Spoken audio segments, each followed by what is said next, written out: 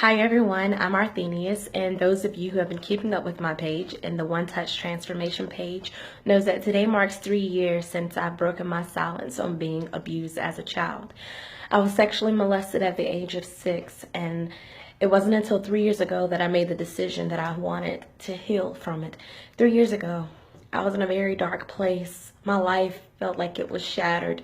I felt like a broken woman. I was in a dark place and didn't know how to find my way out of it. Didn't know if there was any light at the end of the tunnel. Didn't know who to go to. Didn't know who to talk to. But 3 years ago, I finally made the decision that, I did not want to end my life like that. I did not want to be stuck in that place. So I finally made the decision to let my family know, what had happened and the decisions that I had made following the decision that was made for me. At the age of 6, someone else made the decision to take my innocence away. Not knowing what sex was at that time, but like I said, the decision was made for me. And because of that decision, it caused me to make some other terrible decisions. And I'm not using it as a crutch for the decisions that I made, but it had a lot of influence on the decisions that I did make as I got older. And those decisions, I'm not happy with them. They were not good decisions. But thank God he brought me out of it. The 3 years, it's been rough. It's been a tough journey, but it has been well worth it. I've had good days, I've had bad days, rough nights, nightmares, trigger moments. It's been a learning experience overall. I'm starting to realize who I really am, and I'm loving who I am. For the first time, I am comfortable with who I am. Just the real me, not the glam, not the hair, not the makeup, but I'm finally comfortable with who I am. Before, I couldn't say that. Like I said, I was in a place where I felt like I was worthless, I was useless, was not loving myself. There were times I didn't want to be here.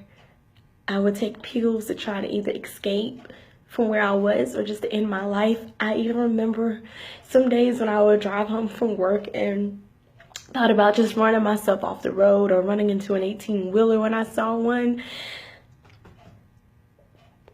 But God, he kept me here for a reason. God saw fit to, save my life for a reason, to keep me here and keep me in my right mind.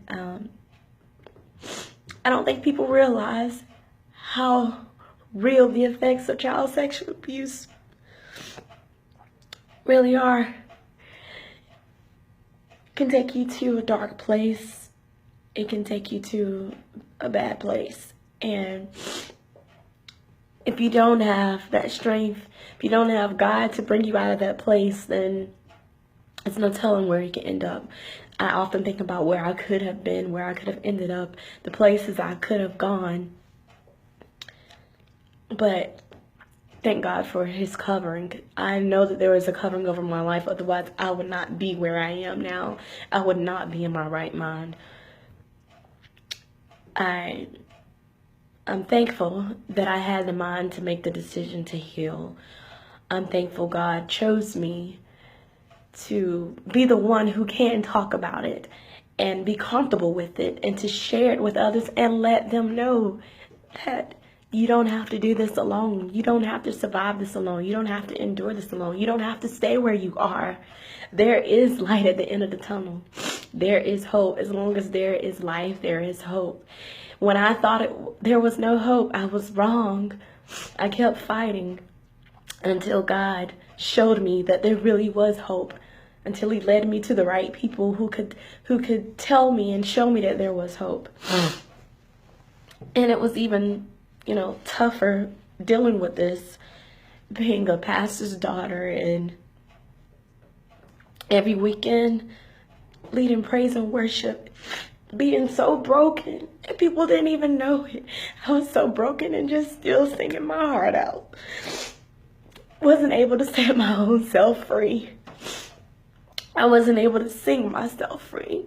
I did it with all of my heart. I put everything into it. And still was broken. And there are so many people who are doing the same thing. in the church.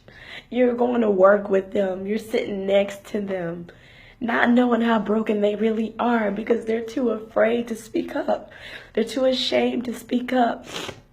But I'm here to tell you, if you are experiencing that right now, you should not be ashamed. It was not your fault. Whoever did it to you, they are to blame. It is their fault. You did not ask for it, so don't ever let anyone convince you that you asked for it. I don't care what you were wearing. I was wearing a darn nightgown. I was 6 years old, so no, I did not ask for it. It's not your fault. You're not alone in it. And don't ever feel like you're ashamed to speak up about it because, like I said, it was not your fault. You did not make that decision. None of us did. We did not make the decision. None of us ask for it. None of us go out our way wanting to be abused, wanting to be molested or raped or touched. People in these high places, they take advantage of the position that they're in. People in church, I don't care, people in the community, people in school, they take advantage of the position that they're in. Just because they have a leadership role does not give them right to touch you or to take advantage of you or say anything out of line to you. I don't care. It's not right. Wrong is wrong. This is our body. It's God's body. And he did not intend for people to treat it that way. I'm sorry if I sound so angry right now, but I've got to get it all out because I want people to know that is wrong. Sexual abuse is real. Child molestation is real. Rape is real. It's going on.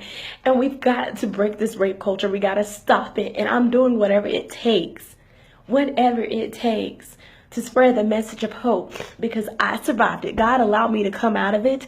And I know he can do the same for others. It's not for my glory, it's not for the fame, it's not for the attention, but it's for God's glory because he has put this inside of me.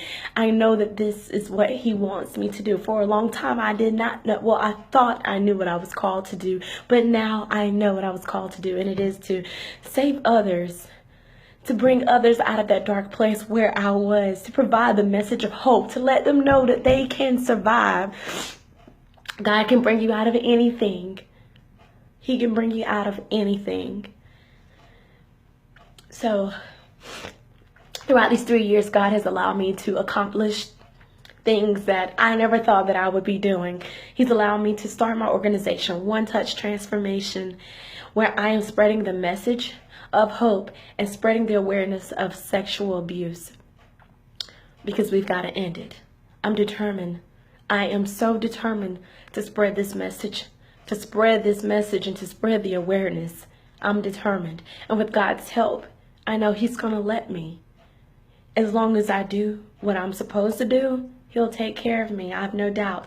It has made me into a fearless woman, full of faith, because I know what God is capable of doing because of what he has done for me. Out of all the bad decisions that I've made on account of being molested, I still survived it all. I've endured it all. I'm thankful for my family, my church family, and great friends who have been there to support me. And those of you who know others who have been through the same thing, please be there for support. They need your support. We all need your support. We need to know that you care. We need to know that it matters. Because we know it happens. We know that it happened to us. So we know that it's still happening to others.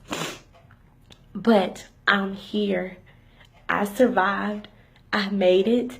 I'm still making it. I'm still surviving. It did not break me. It did not end my life. But I'm thankful. I'm thankful for you who continue to support. If you have not visited the page, it's under One Touch Transformation, and it's www.onett.me. I'm thankful. I'm grateful because I survived. I'm free. No more silence. I have finally broken my silence. And you can too. I'll be right there for you.